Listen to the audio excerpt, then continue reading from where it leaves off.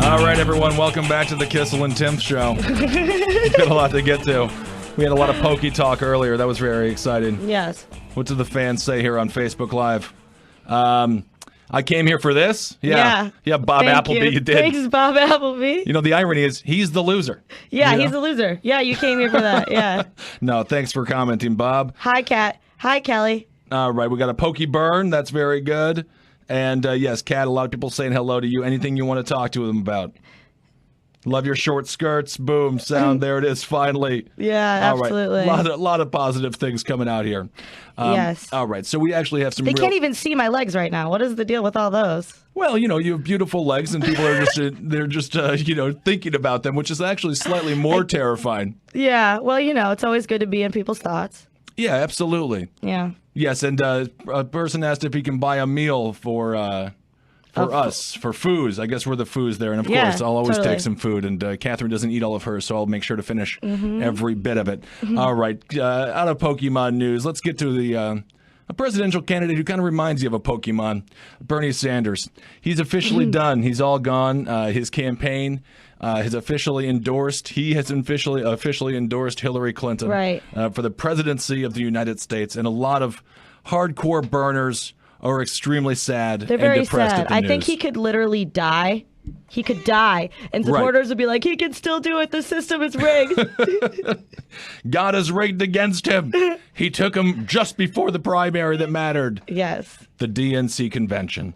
So Hillary is now officially the presumptive nominee for the Democratic Party. Obviously, James Comey and Loretta Lynch let her off of the email scandal. What do you think this is for Bernie Sanders? What do you think this means to his platform, to his revolution? Do you think that the Bernie Sanders wing of the Democratic Party will have enough power to get a little bit of their platform represented into the DNC national platform? Well, I think we can already see it happening, right? With, you know, she took on his education. Sure.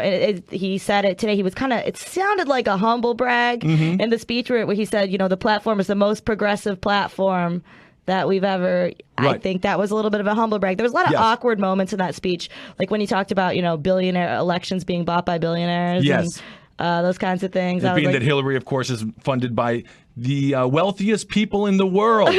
And, of course, some of the wealthiest countries in the world as well. Of course, the Clinton Foundation took quite a bit of money from those places. Yeah, some pretty bad guys. And also talking about her just shaking her head. Oh, man. Now, is this the beginning, though, of the coalition coming together for Hillary Clinton? Because you have the Republican Party that is still in shambles.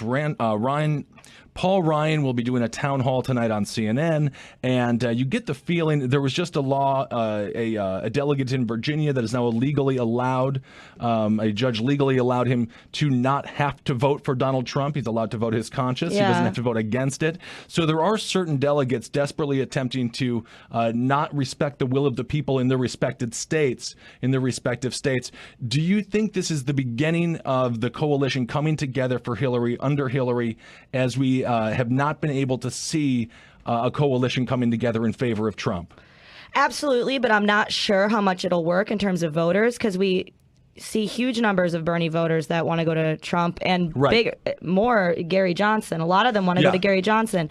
And if you look at what, you know, name recognition is the biggest problem with Gary Johnson, because if you look at the actual platform and you're a Bernie supporter, he agrees with them on pretty much everything other than, you know, the economy and how numbers work and all that. But, you know, he doesn't necessarily disagree with the Bernie Sanders supporters on the economy in its entirety, and nor does Donald Trump, for that matter, although we don't really know what Donald Trump means when he says things. We don't know if there's any intent to follow through, as we saw with the Muslim ban that is now a suggestion, and the immigration policy, which is now just a random notion. Things spicy. He keeps things spicy. But for example, being against TPP, the Trans-Pacific Partnership, many people who love Bernie Sanders are against TPP. Obviously, Hillary was for it. Donald Trump has come out against it. And someone like Gary Johnson is also against it. So do you think, and 22% of millennials at this moment say they would vote for Gary Johnson, which is a fairly high number considering his name recognition, like you said, is lower than mine. Right. Absolutely. I would just love to see him on that debate stage. That's what I Right. really love to see. Hillary, Donald, and then Gare Bear in the corner. Yeah. I would love to see that. I agree. I think that he would force the conversation, much like how Bernie Sanders forced Hillary Clinton to the left. I think that Gary Johnson would force the conversation to the limited government notion and to the freedoms, individual freedoms, out of your womb, out of your wallet, out of your room. Libertarians, that is the base of their political philosophy. Yeah, and some of the anti-war things, too. Totally. So you would have Gary Johnson and Donald Trump coming together on certain things, such as they're both being against the invasion of Iraq in 2001, both being against the nation building that happened in Libya, which of course then led to Benghazi and the atrocities that occurred there. Beautiful job. Being against her 1994 crime bill. Right. There are so many And those are things that Bernie supporters have a huge problem with.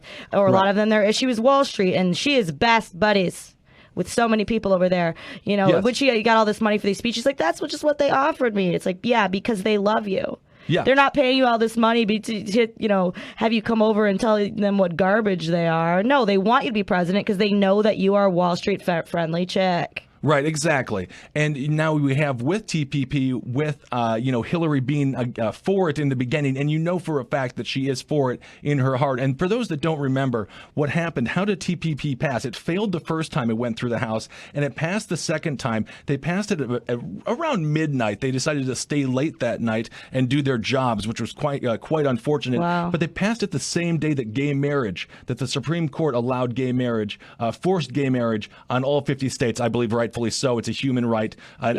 First of all, I don't think the government should have anything to do with marriage. But if you're going to put your finger in the marriage pot, you must allow everyone that is a consenting adult to get married. But nonetheless, everyone is celebrating the passing of gay marriage, and as soon as they look away, the government passes something like the Trans-Pacific Partnership, which basically guarantees slave labor, not necessarily in this country, but abroad. Yeah, absolutely, and that's kind of what it's been like. Even if they didn't pass it that way, Hillary would find a way to talk about an issue like that instead, or Obama would find a way to talk about an issue like maybe global warming or something like that.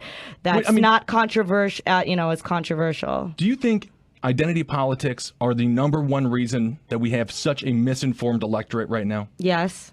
Because everyone is just going to their tribes. Yes. And no one is willing to look outside of their own of the definition issues that they gave themselves. Right. They're like, oh, well, I don't want to look into foreign policy or look into the economy, but I got a gay cousin. I think he's sweet, so I'm going to vote for the Democrat. Right. And do you think, the Republicans going back to the DNC and the RNC conventions, and obviously Sanders is going to take that platform slightly more to the left. Trump on abortion, for example, is a moderate. At no point, for the most part, his entire adult life, he has been pro-choice, and he spoke about it very freely, being for abortion at any term in the pregnancy. Obviously, now that he is running as a Republican, he is a technically pro-life, although he has come out and said Planned Parenthood has done some very good things for women, and he would not defund Planned Parenthood. The Republican Party has just refused to budge on their pro-life platform. Do you think that social issue, if the Republicans could let it go, do you think that would help them win in the future with millennials? I think it could. I think social issues in general could help people win with millennials. There's even during the debates, it wasn't even just abortion. Right. Marco Rubio is supposed to be the cool, moderate, hip, young guy saying, "I'll make sure we don't have gay marriage in this country."